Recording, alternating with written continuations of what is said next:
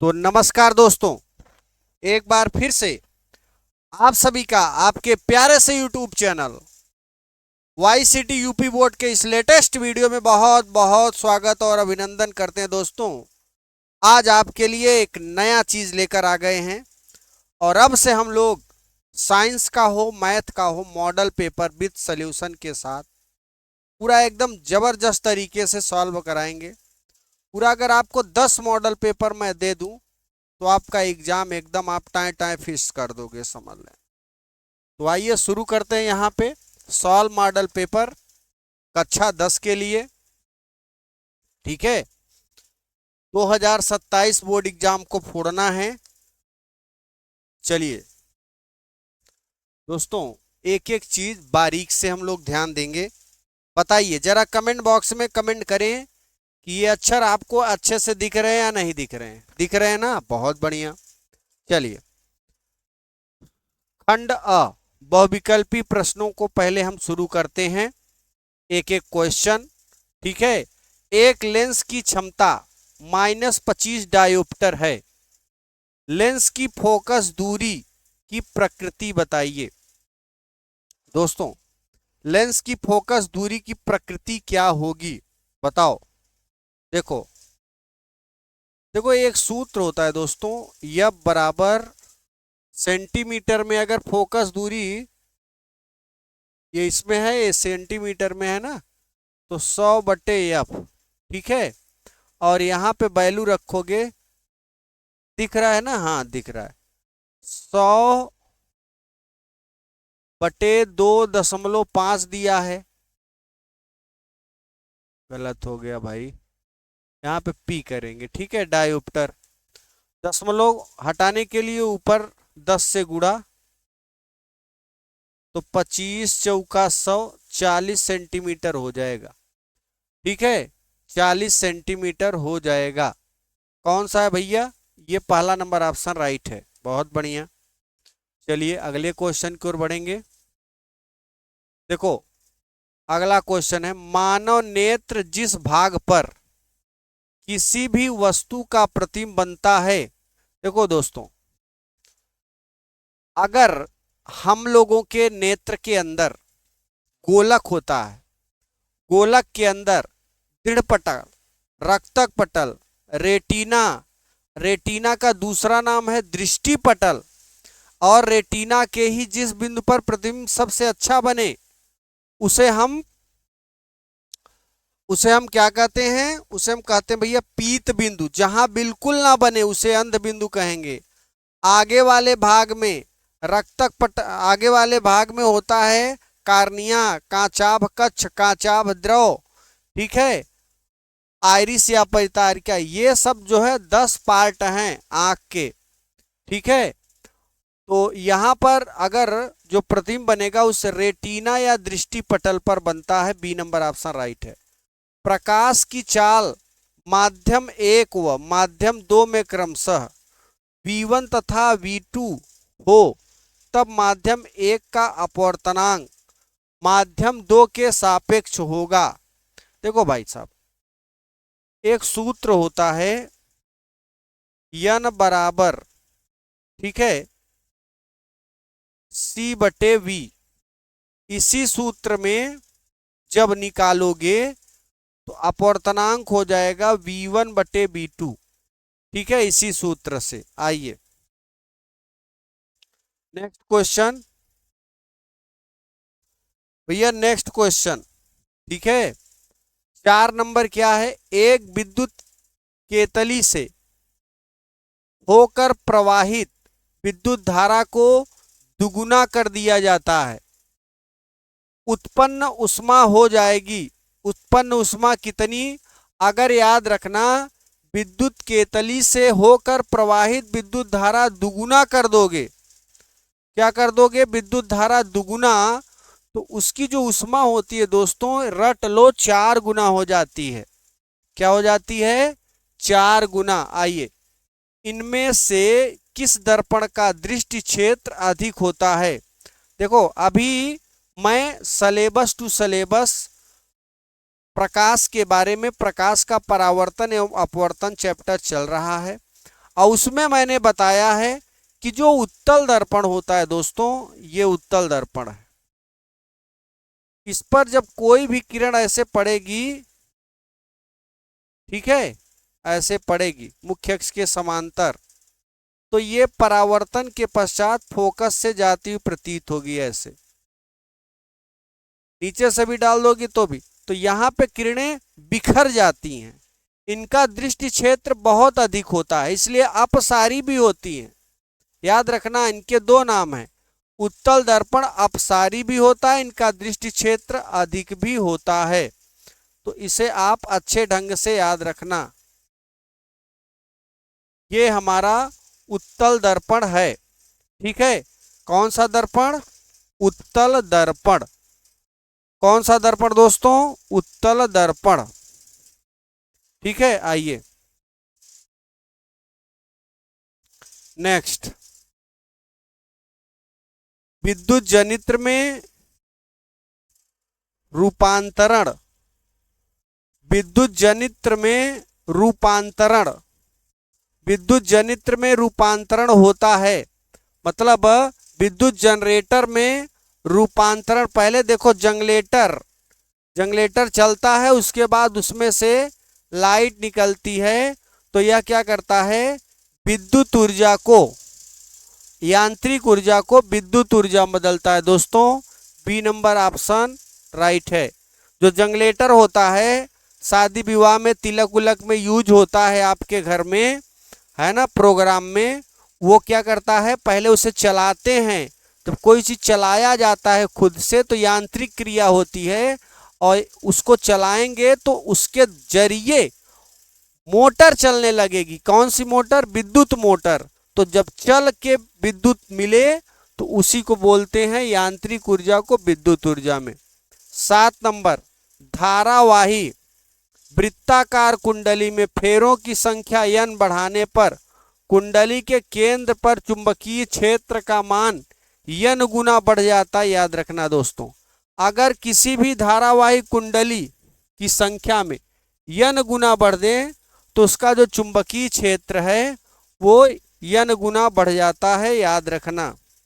शुद्ध वायु, शुद्ध वायु एक समांगी मिश्रण होता है, क्योंकि इसमें किसी तरीके का कोई मिश्रण जब ना हो तो उसे समांगी मिश्रण कहेंगे। आइए अगले क्वेश्चन की ओर बढ़ेंगे। धड़ाधड़ मजा आने वाला क्वेश्चन, धमाका करने वाला क्वेश्चन है ना, एकदम जहरीला क्वेश्चन है दोस्तों, ठीक है। फटाफट सभी बच्चे, बोर्ड एग्जाम में अच्छा नंबर लाना है तो इस चैनल को फटाफट से सब्सक्राइब कर लो। क्या कर लोगे? फटाफट से सब्सक्राइब करो। आइए, निम्नलिखित में कौन सी एक दहन अपक्रिया है? ठीक है, तो देखो दहन अपक्रिया किसमें होती है दोस्तों?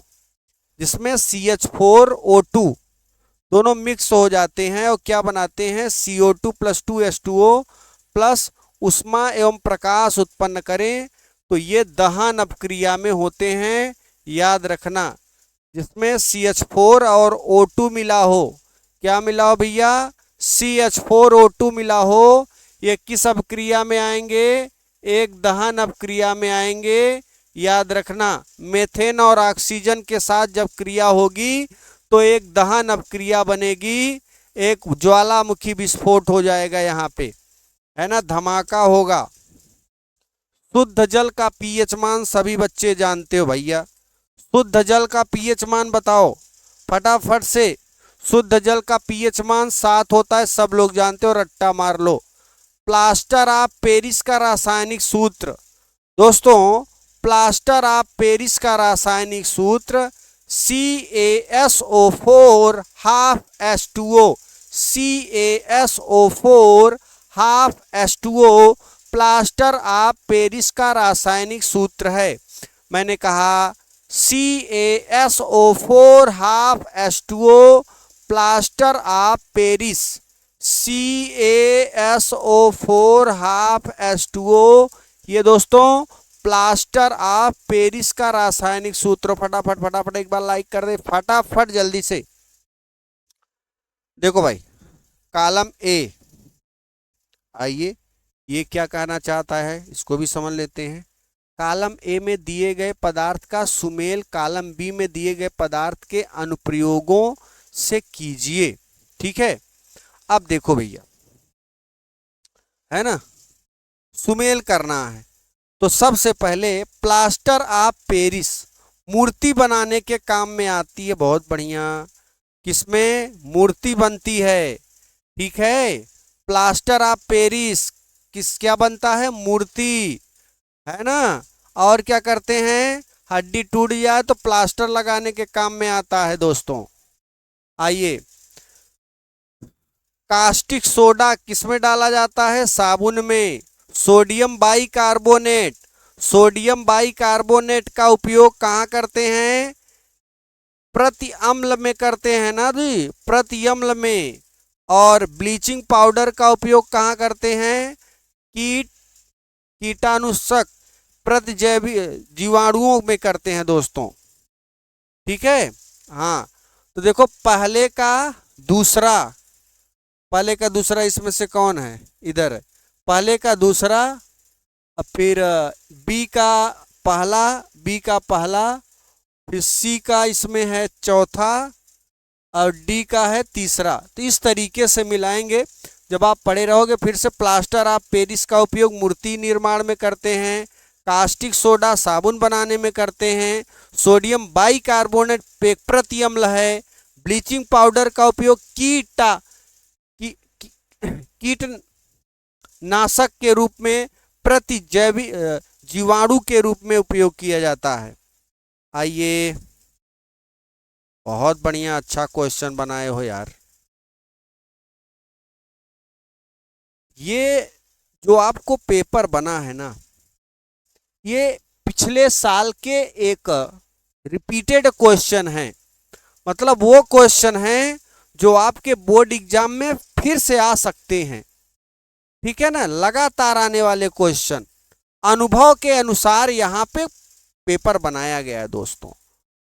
ठीक है, हाँ।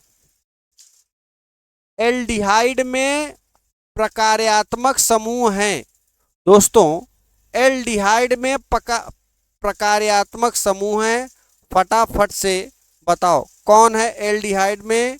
तो यहाँ पे याद रखना, C single bond, C double bond, C single bond, H, ये बी नंबर ऑप्शन राइट है।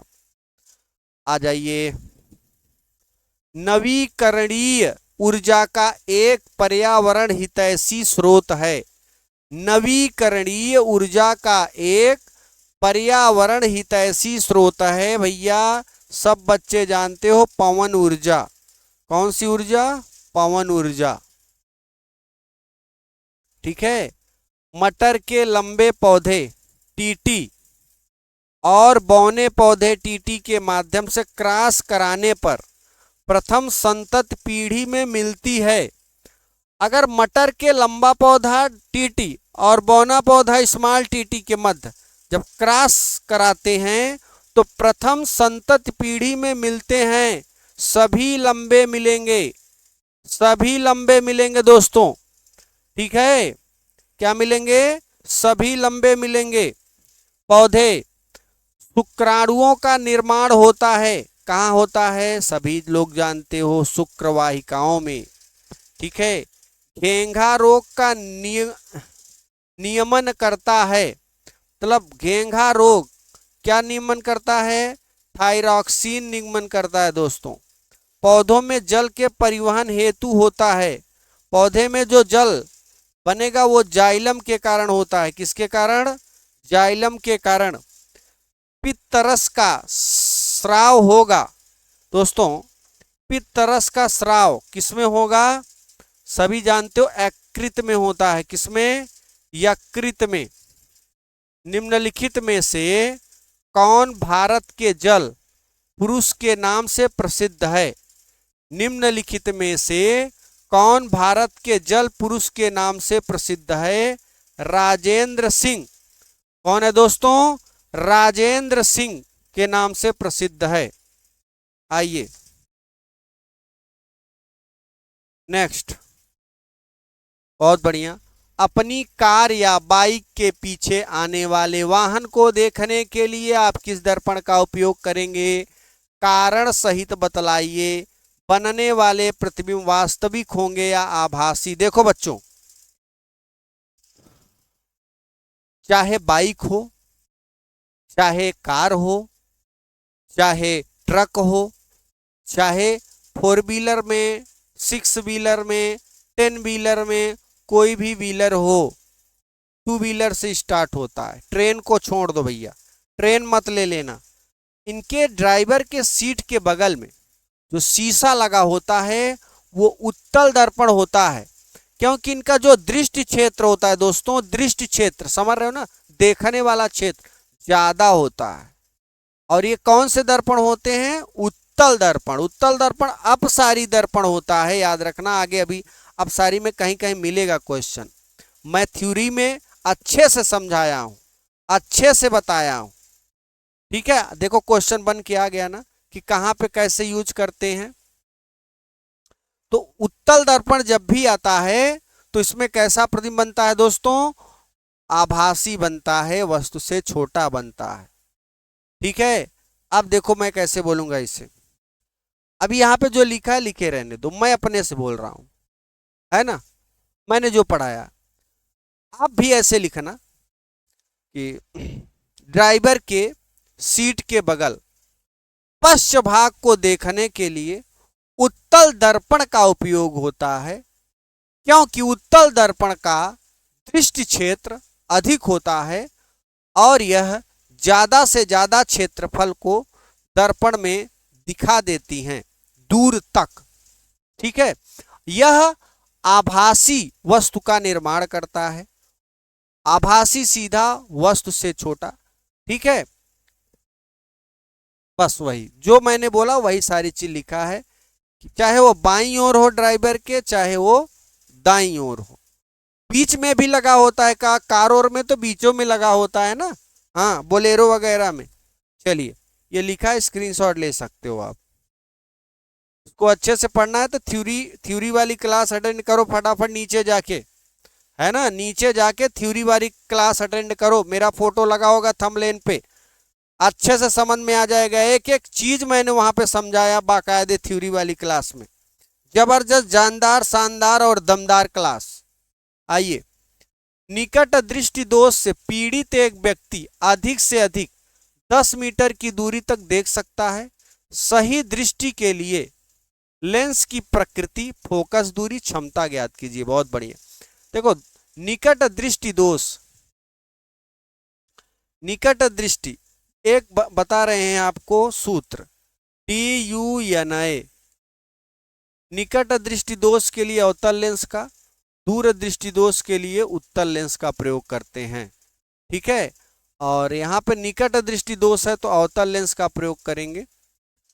और यहाँ पे अनंत पर वस्तु, अधिक दूरी, अधिक से अधिक दूरी, तो U बराबर अनंत लिखेंगे।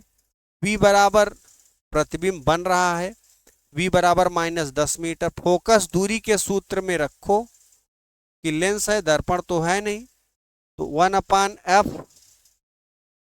है ना, हाँ, 1/f बराबर 1/10। V की वैल्यू -10 और -1/∞, 1/अनंत की वैल्यू 0 होती है। तो 1/f बराबर -1/10 हो जाएगा, तिरिया गुणा करोगे -10 सेंटीमीटर हो जाएगा फोकस दूरी, ठीक है। फोकस दूरी ऋण में है, इसका मतलब कौन सा है? अवतल दर्पण। मैंने अभी सूत्र बताया था ना, DUNA, मतलब निकट दृष्टि दोष के लिए अवतल दर्पण का प्रयोग करते हैं। अवतल दर्पण की फोकस दूरी, सॉरी भाई सॉरी, ये होता है, इसकी फोकस दूरी सदैव ऋणात्मक होती है, ठीक है। आइए नेक्स्ट देखो, एक तार के सिरों पर 1.5 वोल्ट विभवांतर लगाने पर 0.5 एम्पीयर वैद्युत धारा प्रवाहित होती है। यदि तार की लंबाई 3 मीटर और अनुप्रस्थ काट का क्षेत्रफल इतना हो तो प्रतिरोधकता रो निकालना है। क्या निकालना है दोस्तों? रो। देखो सभी बच्चे ध्यान दें, विभवांतर की वैल्यू V बराबर 1.5 वोल्ट दिया है, ये है ना। उसके बाद विद्युत धारा दिया है ये, उसके बाद तार की लंबाई दिया है 3 मीटर। किधर गया रे बाबा, ये है ना वो लास्ट में, बहुत बढ़िया। अनुप्रस्थ काट का क्षेत्रफल ए बराबर दिया है, बहुत बढ़िया। अब देखो हमें क्या निकालना है, ये निकालना है विशिष्ट प्रतिरोध, या इसका नाम है प्रतिरोधकता, इसे रोस बेस करते हैं। आर की वैल्यू है क्या रे बाबा, ना आर की वैल्यू तो नहीं है। तब क्या करोगे, V बराबर आई आर से। V तो दिया है ना, हाँ दिया है, बहुत बढ़िया।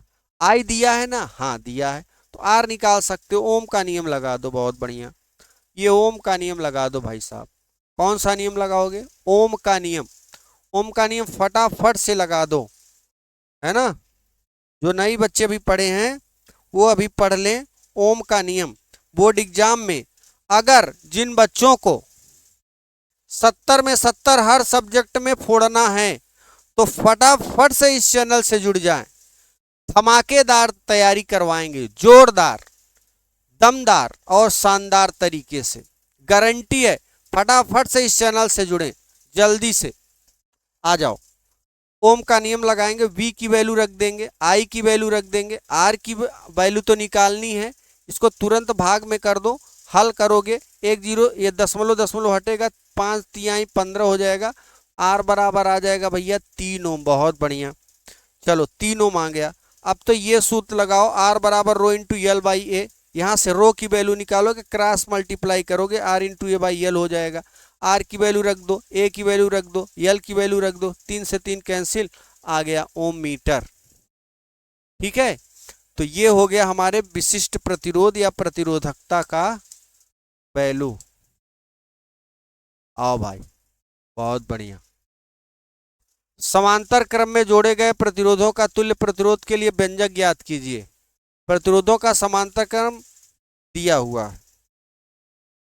चलो भाई ये आ जाओ, समांतर क्रम। समांतर क्रम में विभव का मान समान होता है, श्रेणी क्रम में धारा का मान समान होता है, याद रखना। ठीक है, मैंने क्या बोला, समांतर क्रम में विभव का मान समान होगा, श्रेणी क्रम में धारा का मान समान होगा। ठीक है, तो सभी प्रतिरोधों के सिरों के बीच विभवांतर समान होता है, मैंने ऑलरेडी बोल दिया। तो यहां पे सबका विभव V कर दो भाई, धारा अलग अलग, इसमें I1, इसमें I2, इसमें I3, सबका रेजिस्टेंस भी अलग अलग है।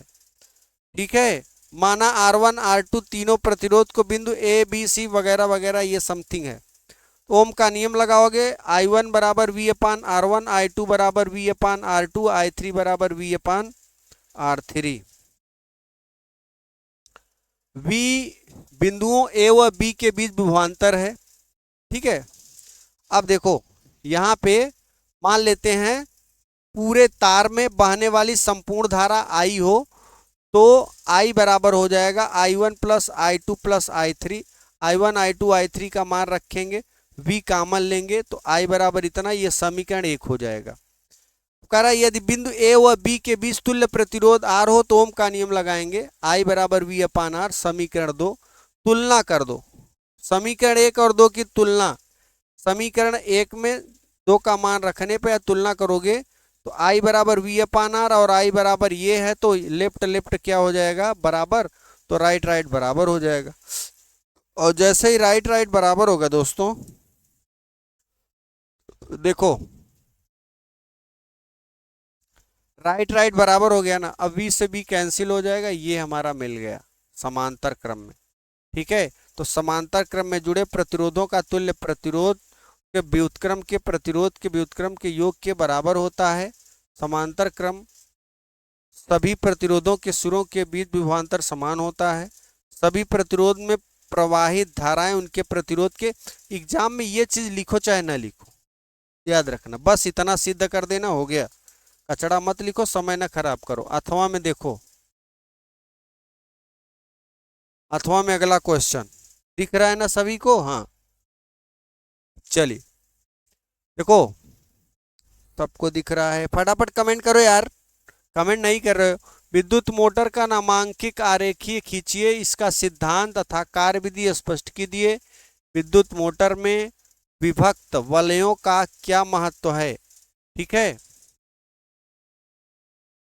देखो भैया ये मोटर का पूरा चित्र है, वलय हैं, विभक्त वलय हैं, आर्मेचर कुंडली है, ठीक है, क्षेत्र चुंबक लगा हुआ है, यहाँ पे कुंडली को घुमाने की दिशा है, ब्रश है, बैटरी है। ठीक है, ये सारी चीज इस तरीके से आएगा दोस्तों, और ये याद रखना 6 नंबर का मामला है ना, 6 नंबर का। तो अब चाहे आप विद्युत मोटर वाला ये वाला चित्र बना लो, या फिर इसके ऊपर वाला जो अभी मैंने कहा समांतर क्रम में प्रतिरोधों का संयोजन, तो दोनों में से एक करना है, दोनों 6 नंबर का है। ये भी कि नहीं दोनों कुछ बच्चे समझ नहीं आता, कभी मॉडल पेपर तो देखे नहीं होते हैं, तो पहुंचता ही मान कुली सब में लिख देंगे। तो थोड़ा अक्ल का प्रयोग करो भाई, है ना, ऊपर नीचे झांक ताक लिया करो, जो मॉडल पेपर दे रहे हैं उसे समझ लो कि क्या आता है, कहाँ पे अथवा होगा, कई नंबर में।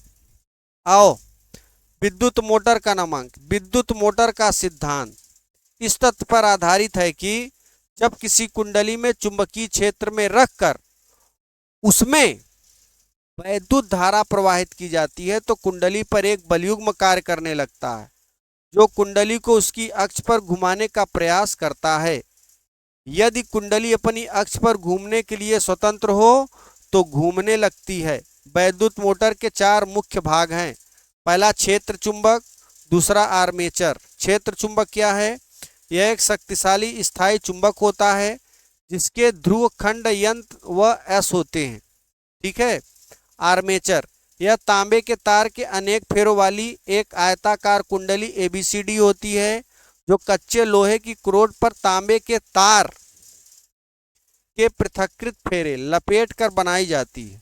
यह चुंबक के ध्रुवों एस के बीच घूमती है। ठीक है, ये उसके बाद विभक्त वलय, इसका आप स्क्रीनशॉट ले लेना। विभक्त वलय ब्रश है, यानी उसमें जो कार्बन लगा होता है उसको ब्रूस बोलते हैं। इसकी कार्यविधि ये है। ठीक है, आप देख सकते हो, फटाफट से स्क्रीनशॉट ले लेना। इंपॉर्टेंट क्वेश्चन है बोर्ड एग्जाम 2027 के लिए, मारा मारी नहीं होगी भैया, एकदम जबरदस्त जानदार शानदार दमदार क्वेश्चन। चलिए भैया अब रसायन विज्ञान आ जाओ। ठीक है, निम्नलिखित को उदाहरण द्वारा समझाइए। दैनिक जीवन में पीएच का महत्व, ऊष्माक्षेपी रासायनिक अभिक्रिया। देखो इस तरीके से आ जाए ना तो ये 2-2 नंबर के आते हैं। ठीक है, कितने कितने नंबर भैया? 2-2 नंबर के आते हैं। और ये 2 नंबर आपको दोनों करना है, दोनों समझाना है।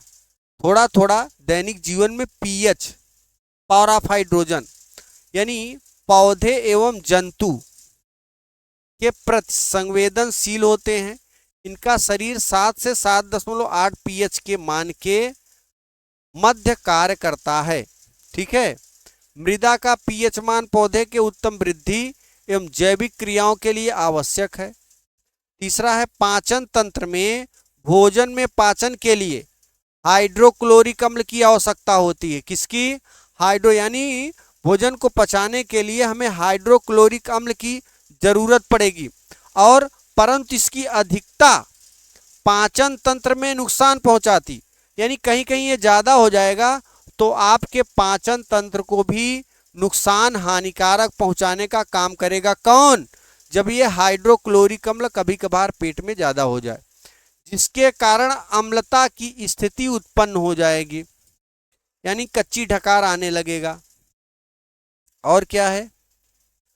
पौधे एवं जंतुओं में आत्मरक्षा के लिए अम्लीय द्रव की आवश्यकता होती है, जैसे मधुमक्खियों चींटियों में फार्मिक अम्ल की उपस्थिति। अगला है मुंह के लार का पीएच मान 5.5 से कम, अर्थात अधिक अम्लीय होने पर दांतों का क्षय प्रारंभ होगा।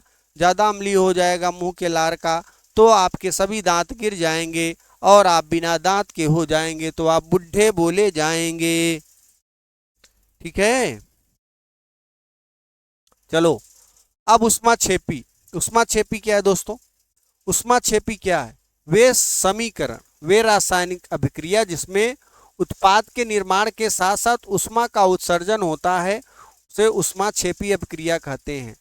उदाहरण के लिए मेथेन की ऑक्सीकरण से क्रिया यानी CH4O2, ये वाली अभी करवाए थे ऊपर जस्ट ना ऑप्शन में।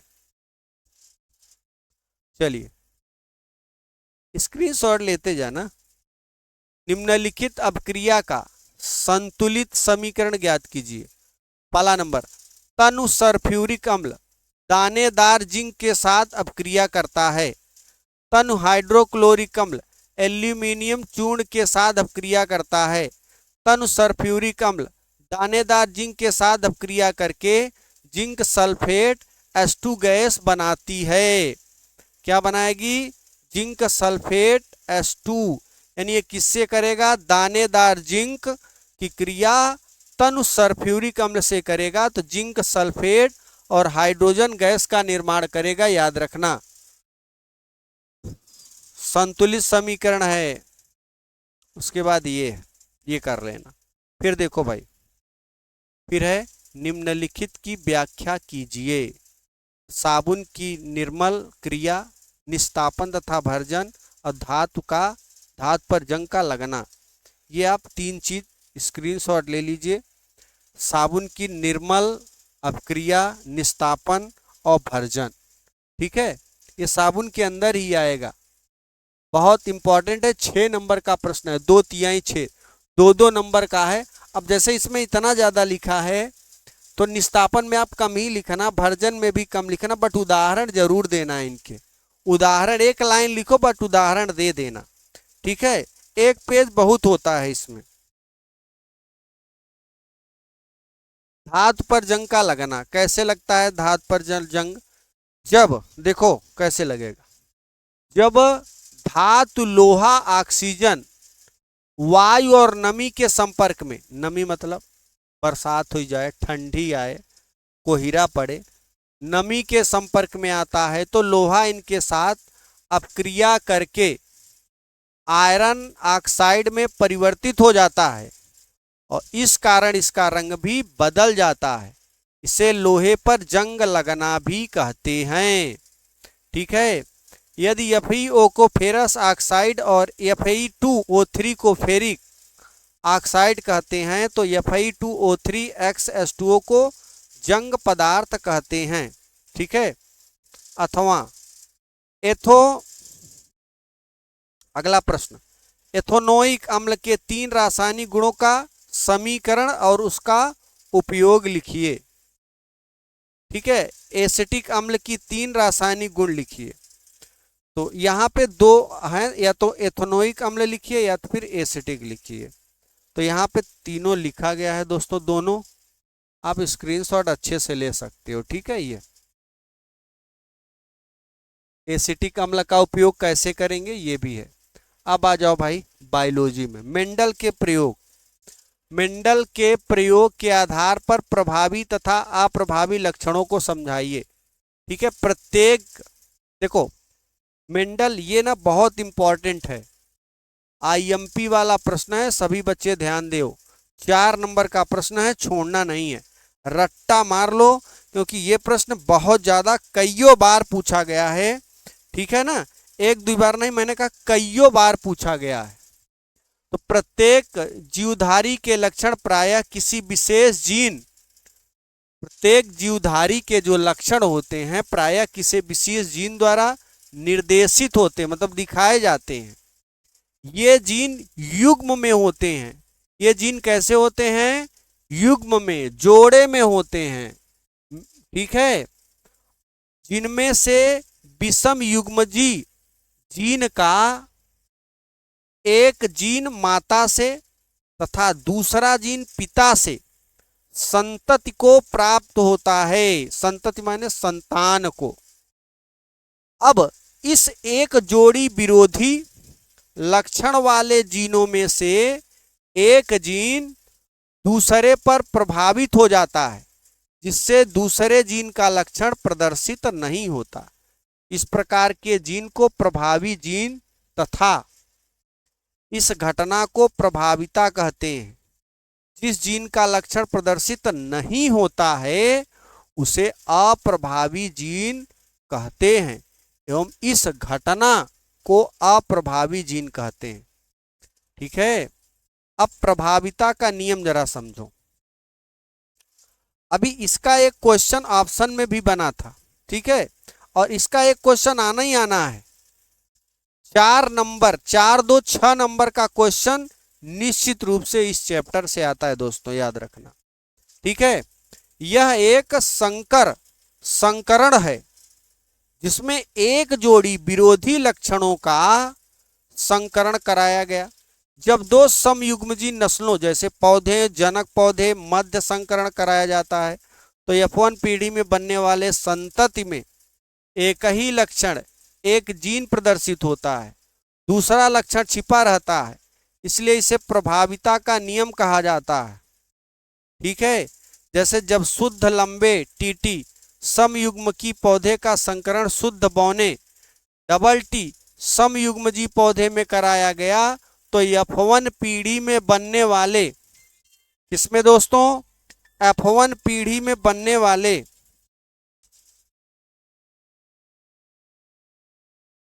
आगे देखो, संतति संकर लंबे पौधे प्राप्त होते हैं जिन पर शुद्ध लंबे टी वाला जीन शुद्ध बौने स्मॉल टी वाले जीन पर प्रभावित प्रदर्शित करते हैं।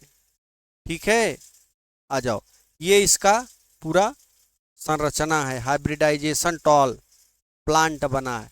अब देखो भाई, दो पादपों हार्मोन का नाम एवं कार्यविधि लिखिए। पादप हार्मोन, फटाफट स्क्रीनशॉट ले सकते हो, ठीक है, अच्छे से ले सकते हो, मैं हट गया हूं यहां से। और अब पादप हार्मोन के कार्य क्या होते हैं, ऑक्सीजन देना और जिब्रेलिन करना इसमें होता है। ठीक है ना, बहुत बढ़िया। उसके बाद अगला क्वेश्चन क्या है, अगला देखो, पर्यावरण को बचाने के लिए 5 प्रकार के आर का वर्णन कीजिए। पारिस्थितिकी मित्र का कार्य योजना। ठीक है, अब देखो, पर्यावरण को अगर बचाना है तो 5 प्रकार के आर का वर्णन करना है। ठीक है, तो इसमें अपशिष्ट उत्पादन निकालना है। अपशिष्टों के निस्तारण हेतु प्रमुख विधियां क्या क्या हैं, कच्चे माल के उपयोग में कटौती करना है। ठीक है, स्क्रीनशॉट ले सकते हो भाई। और क्या करना है आपको, कटौती करने के बाद फिर, अच्छा, इसमें कटौती में फिर क्या करोगे, अपशिष्ट पदार्थ का पुनः प्रयोग करेंगे। जो अपशिष्ट पदार्थ होता है, खराब पदार्थ, उसका प्रयोग करना है। कैसे करोगे, अनेक प्रकार के पदार्थों को जो अपशिष्ट के रूप में निकलते हैं भली भांति सफाई इत्यादि करके पुनः प्रयोग में लाया जाता है। इस संदर्भ में पैकिंग में प्रयुक्त विभिन्न प्रकार के पदार्थ जैसे प्लास्टिक, कागज, कांच, धातु आदि से बने डिब्बे, बोतल, अन्य पुनः भरे जा सकने योग्य पात्र जिन्हें उपयोग करने के बाद फेंक दिया जाता है को पुनः प्रयोग में लाया जा सकता है।